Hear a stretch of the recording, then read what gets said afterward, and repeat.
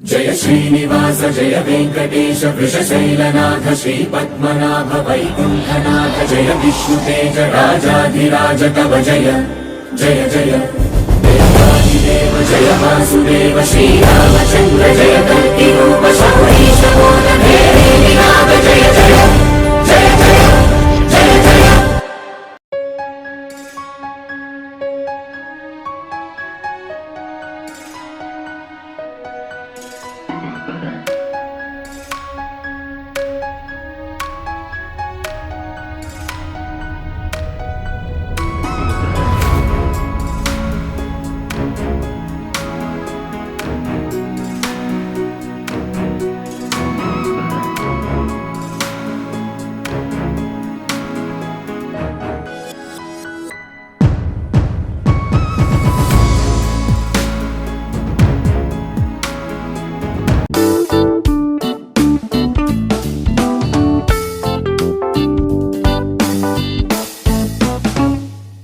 Hello friends, అందరికీ నమస్కారం. నేను మీ హాసిఫ్.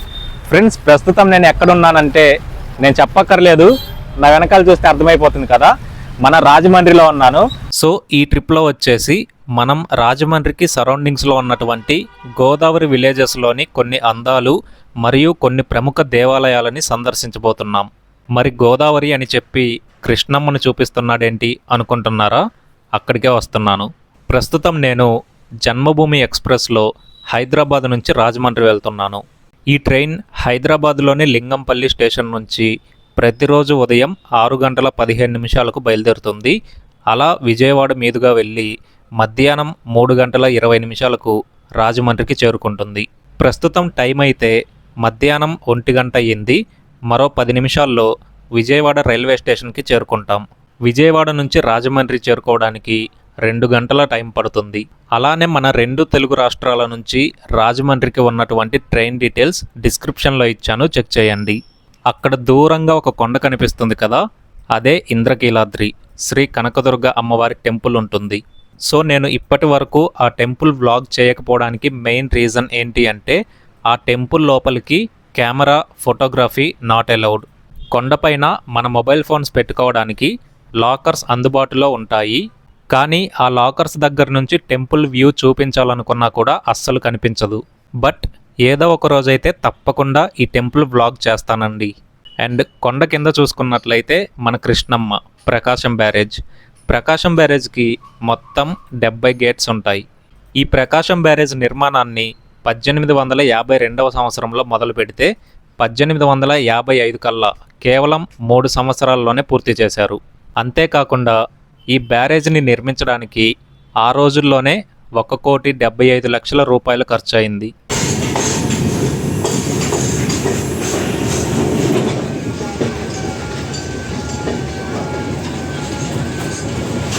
సో విజయవాడ రీచ్ అయ్యేసరికి మధ్యాహ్నం 1:10 అయ్యింది. వన్స్ మనం విజయవాడ దాటేసామంటే విజయవాడ నుంచి రాజమండ్రి ట్రైన్ జర్నీ చాలా బ్యూటిఫుల్గా ఉంటుంది.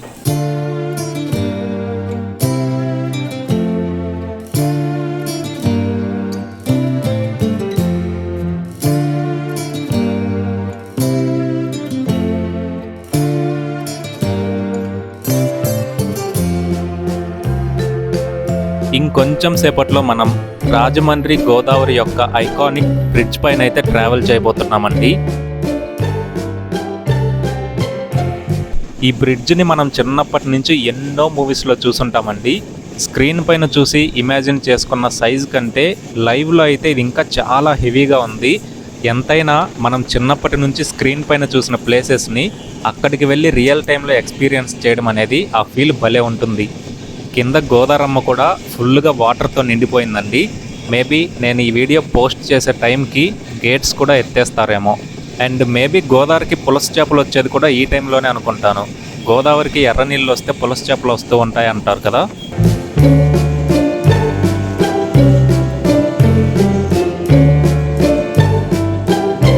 అక్కడ మీకు స్టెప్స్ లాగా కనిపిస్తున్నాయి కదా, అవన్నీ పుష్కర్ ఘాట్స్ అన్నమాట. వచ్చే 2027 పుష్కరాల కోసం కొంచెం డెవలప్మెంట్ వర్క్స్ అయితే చేస్తున్నారు.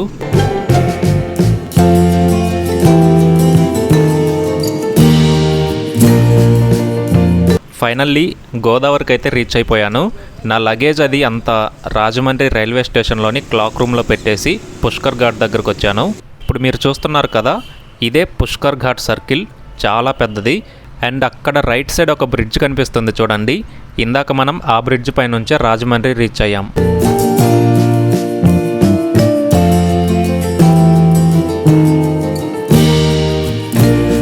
అలాగే నా వెనుక ఈవెంట్స్ కండక్ట్ చేయడానికి ఒక స్టేజ్ ఉంది.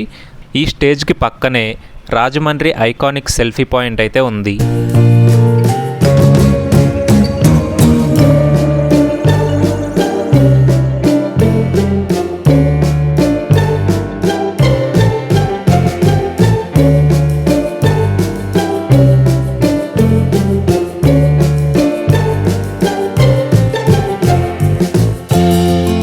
ఫ్రెండ్స్, గోదావరి అనగానే ఎన్నో అందాలతో పాటు మనకి ఎన్నో రకాల రుచులు కూడా గుర్తొస్తాయి కదా. సో ఆ రుచులలో భాగంగానే నేను రాజమండ్రి రాగానే ఫస్ట్ అయితే టమాటో బజ్జీ మిక్చర్ తీసుకున్నాను. దీంతోనే గోదావరి రుచులను స్టార్ట్ చేయబోతున్నాను.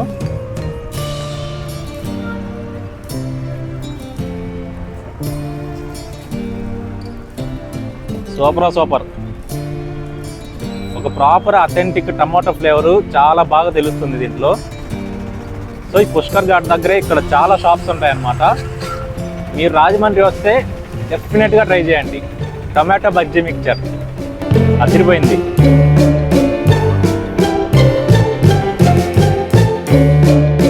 ఈ ప్లేస్ని సపరేట్గా మీకు పరిచయం చేయాల్సిన అవసరం లేదు కదా. గోదావరి పుష్కర్ ఘాట్ అంటే ఫస్ట్ ఇదే గుర్తొస్తుంది. అండ్ ఇక్కడ ఎన్నో మూవీస్కి షూటింగ్స్ కూడా జరిగాయి. మనం చిన్నప్పటి నుంచి చూస్తూనే ఉన్నాం ఇప్పటికీ కూడా. ఇక్కడ షూటింగ్ జరిగినటువంటి మూవీస్ ఏవైనా మీకు తెలిస్తే ఆ సినిమా పేరు కామెంట్ చేయండి. ఈ పుష్కర్ ఘాట్ దగ్గర ఇంకా ఏమేం విశేషాలు ఉన్నాయో అలా కొంచెం ముందుకు వెళ్ళి చూద్దాం పదండి. అలా కొంచెం ముందుకు రాగానే శ్రీ పాండురంగ స్వామి వారి దేవాలయం కనిపించింది. రాజమండ్రికి ఎవరు ఏ టైంలో వచ్చినా కూడా పర్టికులర్గా ఈ పుష్కర్ ఘాట్ దగ్గర స్నానం చేస్తూ ఉంటారు. మరి అలా స్నానం చేయడానికి వచ్చినప్పుడు మీ లగేజ్ కానీ లేదా ఇతర విలువైన వస్తువులు కానీ భద్రపరచుకోవడానికి వీలుగా పాండురంగ స్వామి వారి ఆలయానికి ఎదురుగా లాకర్స్ అందుబాటులో ఉన్నాయి. అలానే ఆడవారు గోదావరిలో మునిగి స్నానం చేసిన తరువాత బట్టలు మార్చుకోవడానికి వీలుగా డ్రెస్సింగ్ రూమ్స్ కూడా అందుబాటులో ఉన్నాయి. అలానే ఆలయానికి పక్కనే ఒక పెద్ద గంట కనిపిస్తూ ఉంటుంది. ఈ గంటకు ఎదురుగా గోదావరికి అఖండ దీపం నిత్యం వెలుగుతూ ఉంటుంది.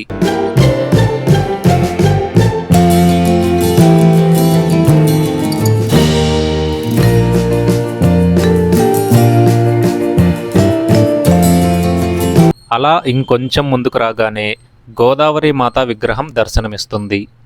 ఫ్రెండ్స్, ఇప్పుడు మీకు గోదావరి పుష్కర్ ఘాట్ దగ్గరికి వచ్చినప్పుడు వెయిట్ చేసి మరీ తప్పకుండా ఎక్స్పీరియన్స్ చేయాల్సినటువంటి ఒక విశేషం గురించి చెప్తాను, వినండి. మనం ఎన్నోసార్లు కాశీ గంగా హారతి గురించి వినే ఉంటాం, అలాగే ఎన్నో వీడియోస్లో చూసే ఉంటాం.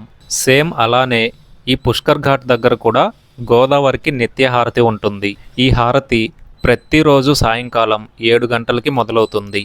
ఈ గోదావరి నిత్యహారతి మీకు ఇప్పుడు చూపిస్తాను, చూడండి.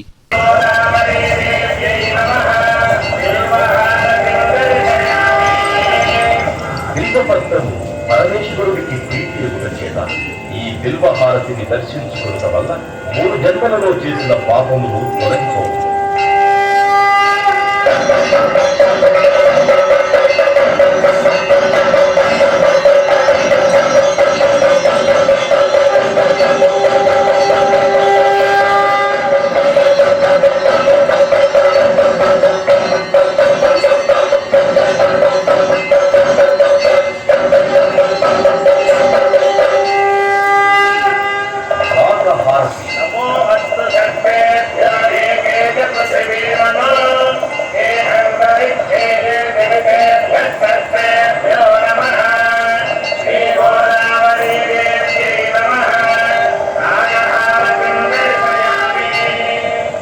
నాగహారతిని దర్శించుకోవడం వల్ల కాలసర్ప దోషములు తొలగి నవగ్రహములలో రాహుకేతువుల యొక్క దోషములకు పరిహారం కలుగు.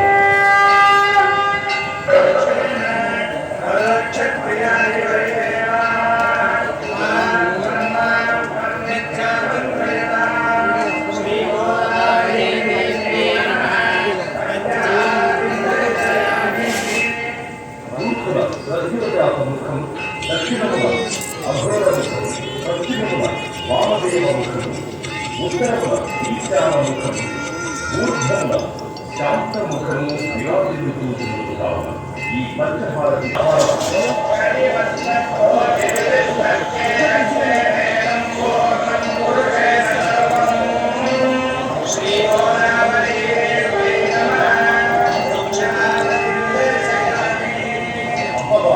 ప్రకృతి స్వరూపము అంత చేత ఈ వృక్షభారతి దర్శనము కలదు అమ్మవారి అనుగ్రహము కలదు.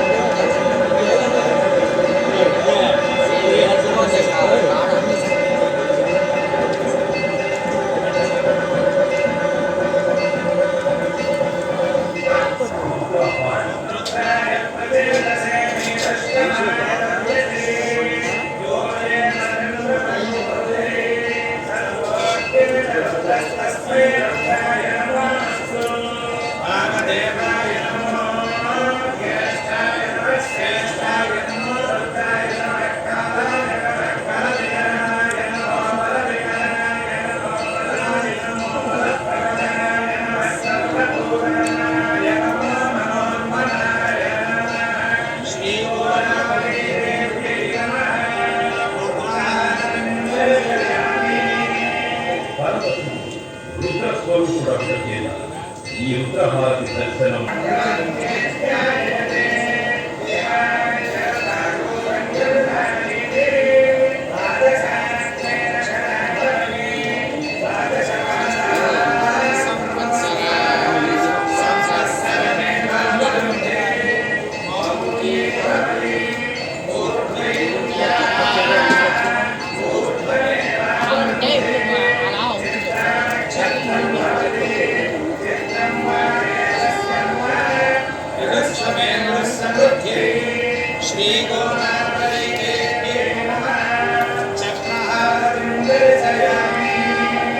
చక్రహారతి దర్శనము వలన పంచమహాపాదములు కాంతి బలము ధైర్యము ఆయుర్బుద్ధి కలుగు.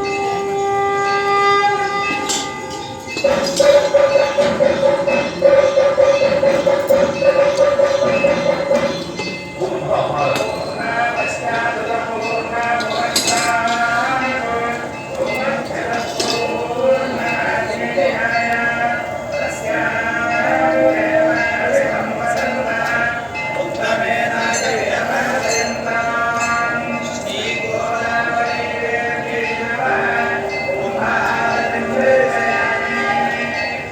కుంభహారతిని దర్శించుకోవడం వల్ల నరకోశ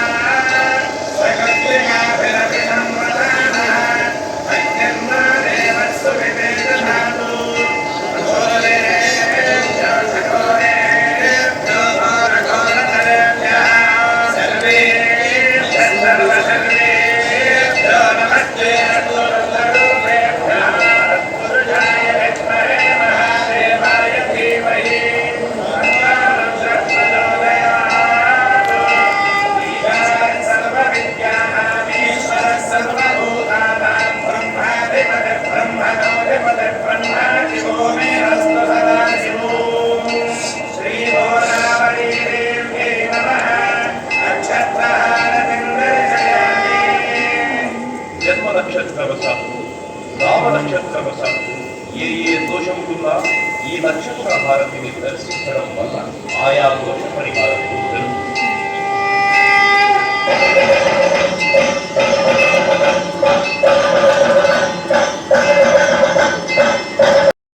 ఇక నైట్ డిన్నర్ కోసం ఈ ఏరియాలో ఫేమస్ అయినటువంటి పందలపాక అప్పారావు గారి పలావ్ హోటల్కి అయితే వచ్చాను. ఈ హోటల్ లోపల స్పేస్ అయితే చాలా తక్కువగానే ఉంది. అదీ కాక నాకంత హైజీన్గా కూడా అనిపించలేదు. అందుకని పార్సిల్ తీసుకొని వెళ్తున్నాను. దీని ప్రైస్ వచ్చేసి 130 రూపీస్. క్వాంటిటీ అయితే ఇద్దరికి సరిపోతుంది. ఇక టేస్ట్ విషయానికి వస్తే సూపర్గా ఉంది అని చెప్పి మరీ హైప్ ఇవ్వలేను, యావరేజ్గానే ఉంది. ఇంతటితో ఈ వీడియోనైతే ఎండ్ చేసేస్తున్నాను. నెక్స్ట్ వీడియోలో శ్రీ వాడపల్లి వెంకటేశ్వర స్వామివారి దేవాలయం, అలానే కొన్ని గోదావరి అందాలని చూడబోతున్నాం. వీటితో పాటుగా మన టాలీవుడ్ సినీ ఇండస్ట్రీకి ఎంతో ఇష్టమైనటువంటి ఒక ఫేమస్ షూటింగ్ స్పాట్ని కూడా విజిట్ చేయబోతున్నాం. సో నెక్స్ట్ వీడియోతో మళ్ళీ కలుసుకుందాం. అంతవరకు సెలవు.